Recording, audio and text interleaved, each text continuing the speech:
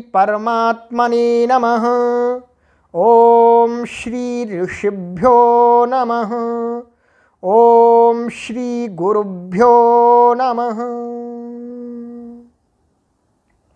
सर्वेभ्यो नमो नमः। देववाणी संस्कृतम ई गुरुकुलम यूट्यूब चलदृश्यम प्रति भवतां सर्वेषां हार्दं स्वागतम्।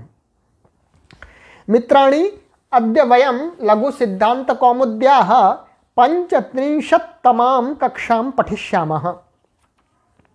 गतपाठे मया अकः सवर्णे दीर्घः इति सूत्रं पाठितं। सरलम् आसीत्, तत्र किमपि विशिष्टं न आसीत्। अकः सवर्णे दीर्घः इति सर्वप्रसिद्ध सूत्रं वर्तते, सर्वे जनाः जानन्ति। सवर्ण दीर्घ संधिः सम्पन्नः। अद्य वयं ततः अग्रे आचार्य वरद राजमहाराजानुसारेण नूतनः संधिः पठिष्यते। पूर्वरूप एकादेश संधि। पूर्व रूप एकादेश संधि को आज पढ़ेंगे। समीचीनम। तो आइएगा, आचार्य वरदराज महाराज जी हमें आज आचार्य पाणिनि के सूत्र के द्वारा हमें पूर्व रूप संधि को पढ़ाएंगे। आचार्य वरदराज महाराज जी ने लघु सिद्धांत कौमुदी की सूत्र संख्या 43 सूत्र कहा एंगः पदांतादति। अष्टाध्यायी, छठवां अध्याय, प्रथम पाद, 109वां सूत्र। आइएगा इसका पदच्छेद देख लेते हैं। एंगः पंचमी विभक्ति एकवचनांतम, पदांतात पंचमी विभक्ति एकवचनांतम, अति सप्तमी विभक्ति एकवचनांतम। सरल है, कोई भी कठिन नहीं है। अब इसका छोटा सा समास है, पदस्य अंतः पदांतः तस्मात् पदांतात्, षष्ठी तत्पुरुष समासः। ये समास हुआ। अब हम आचार्य वरदराज महाराज जी ने इसका क्या अर्थ किया है वह अर्थ देखते हैं। आचार्य वरदराज महाराज जी कहते हैं पदांताद एंगः अति परे पूर्व रूपमेकादेशः स्यात्। उदाहरणं हरेव विष्णोव। कहते हैं कि देखो भाई, आचार्य पाणिनि महाराज जी ये बतलाना चाह रहे हैं कि पदांतात, पद के अंत वाला क्या, एंगः, एंग मीन्स ये एंग प्रत्याहार है। एंग में क्या होगा, ए और ओ, ये दो वर्ण आते हैं। तो ये पदांतात इसका विशेषण है। अर्थात एंग कैसा, पदांत वाला, अर्थात ए अंत में पद के हो अथवा ओ पद के अंत में हो। और क्या कहते हैं, आगे अति। अति क्या कहा, अति, ये अति सप्तमी का है, तो ये अत तपर कर दिया। इसलिए किसका ग्रहण होगा, केवल ह्रस्व आकार का, दीर्घ का नहीं होगा। तपर कर दिया, तपरस तत्कालस्य।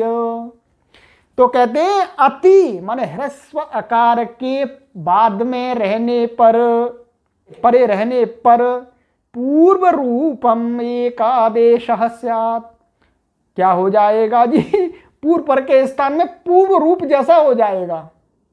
पूर्व रूप जैसा कैसा, जैसे ये मानिएगा इधर ए है और आगे ये पद के अंत में है और ये आ रहा है दूसरे पद का आदि का। तो अब इन दोनों की संधि हो जाएगी जी। संधि होकर के पूर्व पर के स्थान में कैसा हो जाएगा जी, पूर्व रूप। पहले पर रूप पढ़ रहे थे, अब पूर्व रूप कर दिया। पूर्व रूप क्या है इसका, ये। तो इन दोनों के स्थान में क्या हो जाएगा, ऐसा बन जाएगा। अभी मैं उदाहरण में घटाऊंगा। इसी प्रकार से यदि पद के अंत में ओ है ये और आगे आ रहा है ह्रस्व, तो इन दोनों के स्थान में पूर्व होकर के क्या हो जाएगा जी, ओ राइट। अब आ जाइएगा उदाहरण, सरल हैं, कोई कठिन नहीं है। हरे व, ये हरे ये संबोधन का पद है एक वचन का। आगे आ रहा है अव, ये उपसर्ग ले लिया है। अब ये देखिएगा, ये हरे संबोधन एक शब्द है, पद है, इसलिए पद के अंत में क्या है यहाँ ए, और यहाँ आगे क्या आ रहा है ह्रस्व आ, तो संधि सूत्र प्राप्त है जी। ये महाराज जी प्राप्त हैं, ये महाराज जी प्राप्त हैं। तो ये महाराज जी बोले चलो हम ही करते हैं कुछ, तो कहते हैं जी अच्छा ऐसी बात है तो यहाँ पे ऐसा कर दो जी, पूर्व वाला रूप ही कर दो, ए कर दो जी। तो क्या बना, हरे व, ये अवग्रह है, अवग्रह को ऐसा चिन्ह है ये, इसका नाम क्या है जी, अवग्रह। ये लगा देते हैं जहां पूर्व रूप संधि होती है वहां ऐसे लगा देते हैं, किसके लिए, यह बताने के लिए इशारे में कि यहां पर अ था, अ की संधि हुई है, बस इतना बताने के लिए। इसका उच्चारण नहीं होता, यह कोई वर्ण नहीं है, ये कोई वर्ण नहीं है, इसका कोई उच्चारण नहीं होता।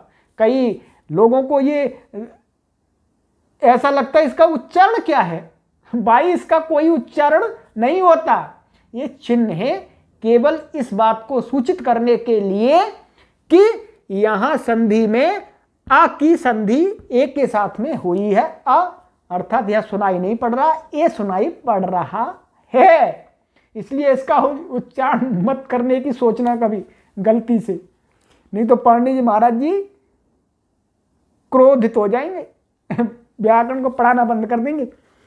तो आइएगा, तो ये हरेव ये पूर्व संधि हो गई। अब इसका जो दूसरा उदाहरण है वो है विष्णुव, तो ये भी क्या है, विष्णु, ये संबोधन का पद है और आगे आ रहा है आपका अब, वही बात यहाँ पर भी है, ओ है, ये ओ पद के अंत में है और ये आगे अह्रस्व आ रहा है। तो महाराज जी ये पदांतरति बोले ठीक है जी हमारा काम आ गया, हम चलते हैं। तो इन्होंने क्या कर दिया जी, पूर्व रूप करके विष्णु व, राइट। तो ये आपका सूत्र कंप्लीट हो गया।